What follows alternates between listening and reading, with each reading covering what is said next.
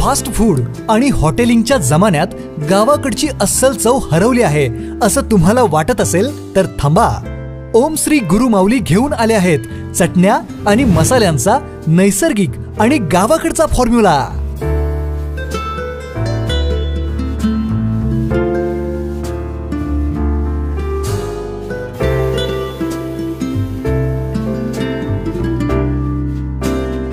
लाकडी घाण्यावरील तेल वापरून देशी मालापासून बनवलेल्या विटा गोल्ड स्पेशल, गावरान स्पेशल, मटन स्पेशल अशा चटण्या आणि मटन मसाला, चिकन मसाला, बिर्याणी मसाला असे अस्सल गावाकडची चव देणारे मसाले।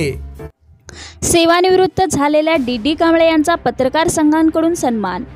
विटा येथील रहिवासी व जिल्हा परिषद सातारा येथून उपकार्यकारी अभियंता म्हणून सेवानिवृत्त झालेले दुष्यंत तथा डी कांबळे यांचा सांगली जिल्हा ग्रामीण मराठी पत्रकार संघाच्या वतीने सन्मान करण्यात आला आहे। प्रतिकूल परिस्थितीतून शिक्षण घेऊन 38 वर्षे सांगली व सातारा जिल्ह्यात निस्वार्थी भावनेने नोकरी केली। दमदारपणे पंचायत समिती, जिल्हा परिषद, पाणी पुरवठा, पाटबंधारे विभागात विविध ठिकाणी उल्लेखनीय कार्य केले। दुष्काळी भागातील पाणी योजना कार्यान्वित करण्यासाठी अथक परिश्रम घेतले। सेवा बजावताना वेळेकडे न बघता, कुटुंबाकडेही पुरेसे लक्ष न देता कर्तव्य अगोदर केले। या कार्याची दखल घेऊन डी कांबळे यांना सन्मानपत्र, पुष्पगुच्छ, शाल, श्रीफळ देऊन सन्मानित करण्यात आले। यावेळी पत्रकार संघाचे जिल्हाध्यक्ष प्रताप मेटकरी, चंद्रकांत जाधव, विजय लाळे, विनोद पाटील आदी मान्यवर उपस्थित होते। डी कांबळे साहेब यांना देण्यात आलेले सन्मानपत्र पुढील प्रमाणे। आदर्शवत कामगिरी करणारे डी कांबळे साहेब यांना बहाल करण्यात आलेले सन्मानपत्र।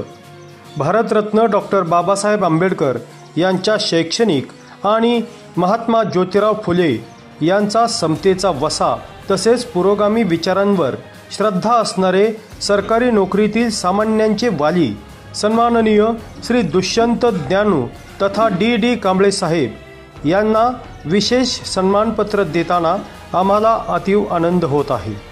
डी साहेब, आपण स्वातंत्र्योत्तर सामाजिक विषमतेच्या काळात सर्वसामान्य कुटुंबात जन्म घेऊनही आज सर्वसामान्यांच्या मनात आपल्या कार्यशैलीतून आदर्श असे स्थान निर्माण केले आहे।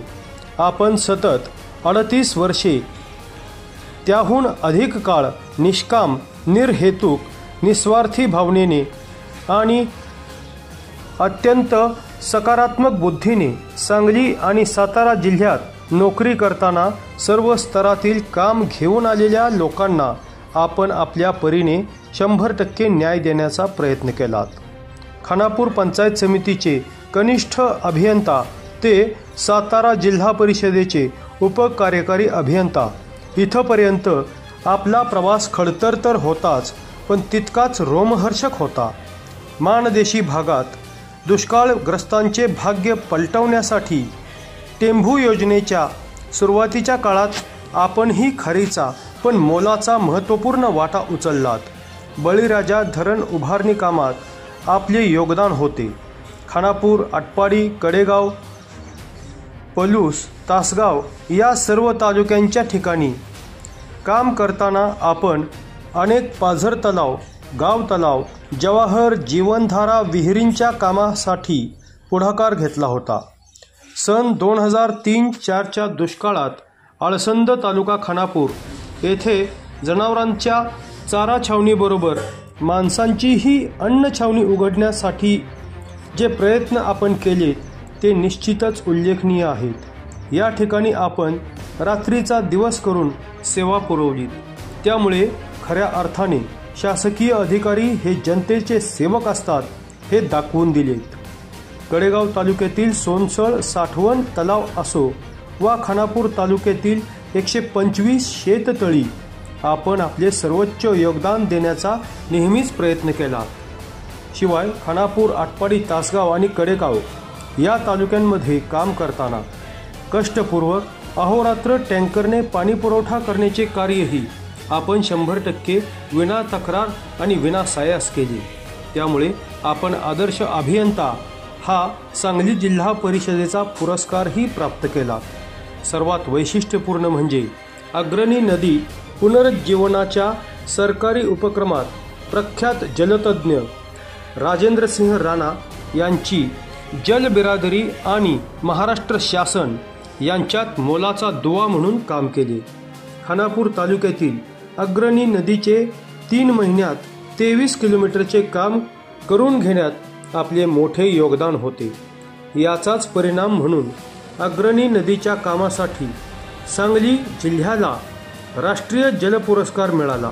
ही बाब सदैव सर्वांच्या स्मरणात राहील। या सर्व कामांची दखल घेताना आम्हा सर्वांची अंतःकरणे भारावली आहे। आज सांगली जिल्हा ग्रामीण मराठी पत्रकार संघाच्या वतीने आपणास हे सन्मानपत्र देताना आम्हाला अत्यानंद होत आहे। सांगली जिल्हा ग्रामीण मराठी पत्रकार संघ।